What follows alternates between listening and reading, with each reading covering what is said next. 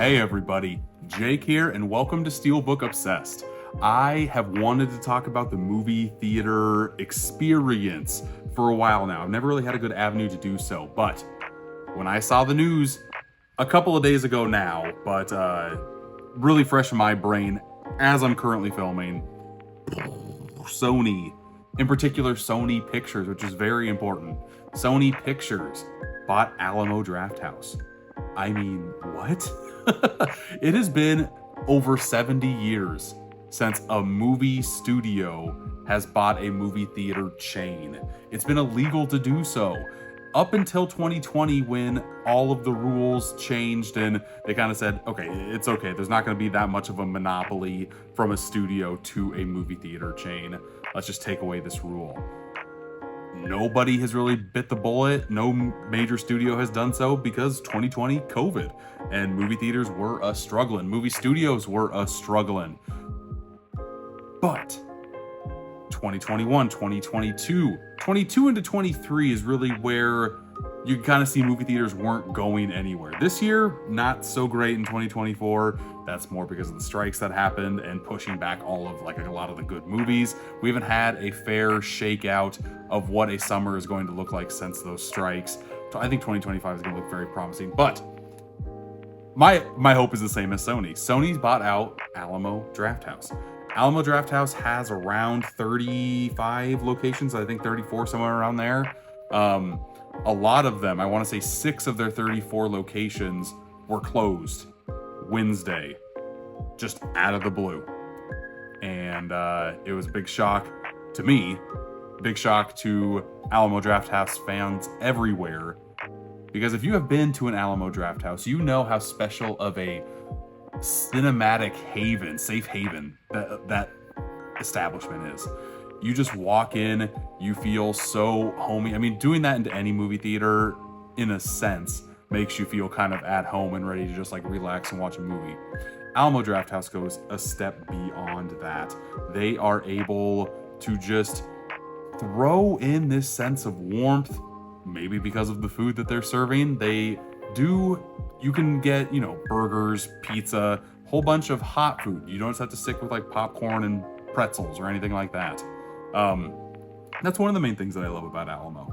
Number 2 is that they have a no texting rule, which for me is amazing. I can't even count how many times in the past 3 years, ever since going back with COVID, people just pull out their phones in the middle of the movie.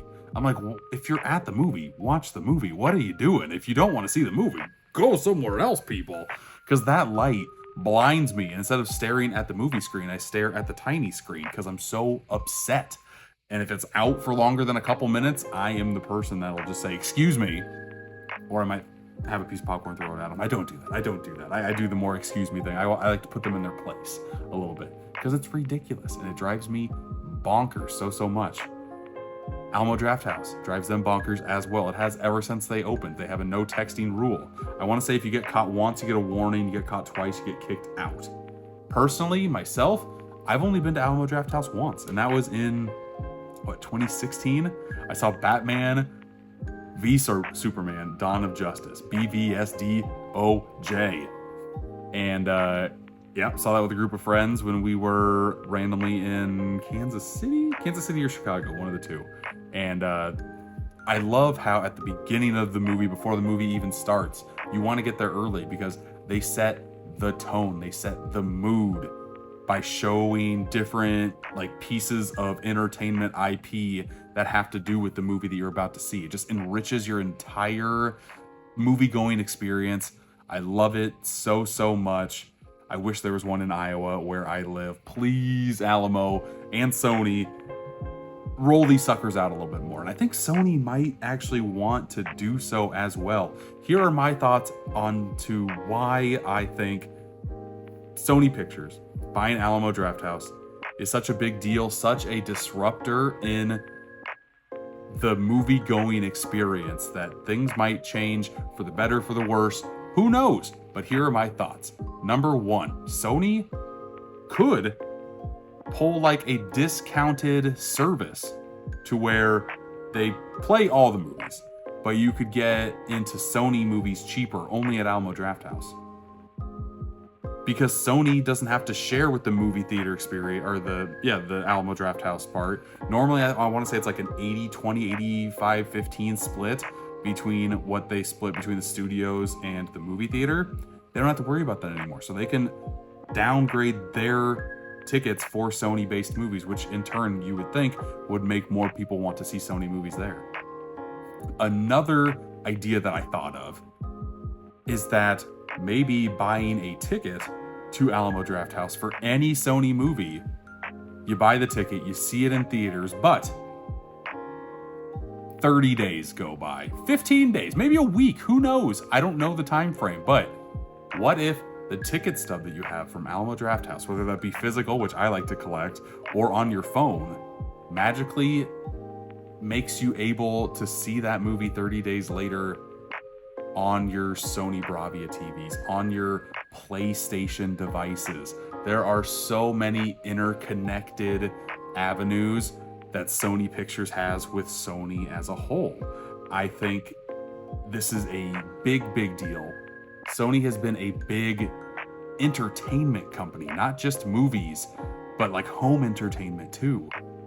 I really do think that they could get creative with this. I know that there aren't that many Alamo locations, but the ones that are there, I think they will thrive more. And if they thrive more, Sony will see, okay, this is a good investment. Let's expand a little bit more. And the bigger Alamo Drafthouse gets, the more of a disruptor in the industry they will be. And I really hope that this does something. I really hope it's not just a, hey, we're paying for this now, business as usual. Because business as usual for Alamo was not going that well because they were going into bankruptcy. Also, what if this, speaking of Sony, speaking of PlayStation, what if this avenue could make for a kind of cross integration between gaming and movie theaters? What if Sony held special PlayStation events at Alamo Drafthouses? I think one of the ways that we might be able to see movie theaters evolve is to kind of not just play movies at movie theaters. I know that's a novel concept, but why wouldn't you want to play video games on the biggest screen possible? Why wouldn't you want to watch tournaments, stream tournaments like Twitch style, see them on the biggest screen possible with a crowd instead of just a virtual crowd, seeing it with a crowd around you of like-minded people, kind of bring the movie store experience, the GameStop experience to the movie theater, get a whole bunch of like-minded individuals into a room. I don't know why people wouldn't want to do that. Make more friends that you didn't have before with a common interest in mind right off the bat. That sounds great to me. Or to kind of go off of the disruptor model, what if Sony Pictures holds like mini tours and stop points to promote movies at Alamo Drafthouse? Get like a fan line to hype up a movie's release. I could see that being a bigger thing because Sony now has a place that they need to pay rent for, and they need to fill that time up as much as possible. So why not, again, cross promote the movies you come out with at the theater chain that you own, bring more people in, get more people's money, revenue, baby. I don't know why they wouldn't do this, and if they don't do this, I'm going to be shocked. Sticking with movie theaters, but going off of movies, what if Sony showed some of their TV shows that they helped produce on the big screen? Here are a few of Sony-produced TV shows. Don't you think you'd want to watch like the series finale, season finale, mid-season finale, big episodes? Wouldn't you want to see them on the big screen? And kind of mixing back into movies, Sony owns part of Crunchyroll. I know that Fathom Events does a lot with like Studio Ghibli. Why wouldn't Sony want to do more with Crunchyroll? That anime audience has proven successful in the past. Whether it's a very niche audience for sure, but you're a niche company right now with only 30 some locations open. Why not play to that niche? I know Alamo is based out of like Austin. Get that like Austin weird vibe in there. Play to a lot of niches. Get as many different like-minded people into a space as possible. Crunchyroll could be another example of that. Another avenue that I think that Sony could bring positively to Alamo Drafthouse is what I said a little bit earlier, the home entertainment aspect of things. Sony makes great technology. They also have started to make giant screens, like the giant foldable ones. What if, instead of using a projector, they use a giant screen? Like they innovate that technology, make it feasible in movie theaters. And then once the competition sees how bright and vibrant of a picture that they could see, huge, only at Alamo. That's either another reason for people to go to Alamo, or it's a reason for movie theaters to get those screens, put them in their theaters. Win-win for Sony either way. Either it's, hey, another reason to come to Alamo, or, hey, we're Sony, we're selling this piece of technology to you. Or Sony could develop more into their projector game, make it even more top tier, and make that picture quality super crispy. I think there's a lot of different ways that the technology-based route, I know Sony Pictures bought them, but just the big umbrella that Sony has. There are so many different ways that this could end up on the positive side for the movie-going experience that I really, really hope that it just changes for the better. Just seeing movie theaters evolve, because if 2024 hasn't taught us anything, I would think that it would teach us that the movie-going experience has to get better. Has to change in a little bit for the better. Because if it doesn't, I feel like everything is going to get more expensive for the people that go to movie theaters, and that's not a winning strategy. It's just not. Your customer base is going to continue to go down while expenses continue to go up. I don't like that. It doesn't, math, it ain't mathin'. The math ain't mathin'.